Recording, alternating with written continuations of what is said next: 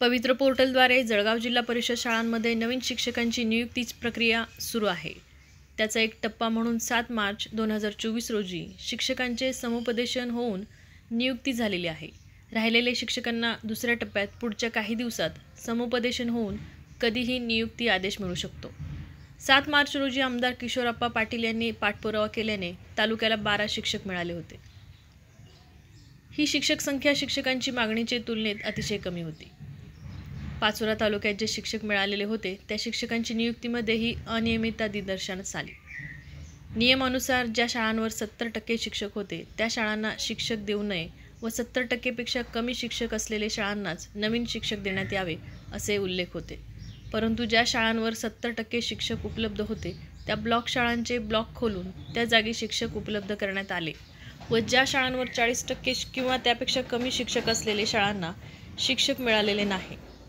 नगर देवळा उर्दू, भोकरी उर्दू, पिंपळगाव हरेश्वर उर्दू, तासगाव उर्दू, लासगाव उर्दू ह्या शाळांवर 50% पेक्षा कमी शिक्षक कार्य करत आहेत।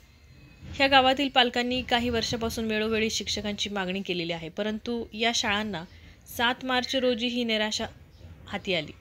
नगर देवळा उर्दू शाळावर 8 शिक्षकांची जागा फक्त 3 शिक्षक काम करत आहेत।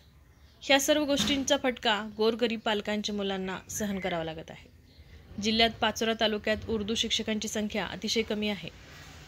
भडगाव पाचोरा जिल्हा परिषद उर्दू शाळांचे संतापलेले पालक, ग्रामस्थ, शालेय व्यवस्थापन समिती अध्यक्ष, उपाध्यक्ष व सदस्य यांनी याबाबत किशोरप्पा पाटील, आमदार भडगाव पाचोरा मतदारसंघ यांच्याशी संपर्क करून पुढच्या काही दिवसात होणारी भरतीमध्ये जास्तीत जास्त शिक्षक पाचोरा तालुक्याला मिळावे असे निवेदन दिले।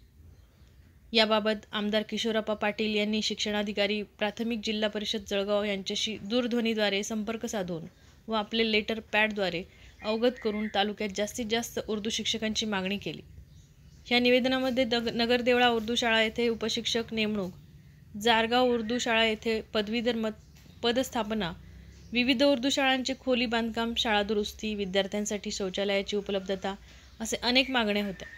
निवेदन देत्यावेळी शिवसेना जिल्हाप्रमुख व माजी जिल्हा परिषद सदस्य रावसाहेब पाटील, स्वीय सहाय्यक राजेश पाटील, शालेय व्यवस्थापन समिती अध्यक्ष नगर देवळा शेख वसीम गुलाम मोहम्मद, उपाध्यक्ष शेख अफरोज शेख रहीम, मुस्ताक ताज खान, उमर सांडू बेग, इम्रान आसिफ अली, अक्रम कुरेशी, शेख सलमान शौकत, आसिफ जलील, शेख जावेद रहीम, शेख राजू सलीम, शेख तालिब कुतुबुद्दीन, शाकीर अप्पा आदी मान्यवर उपस्थित होते।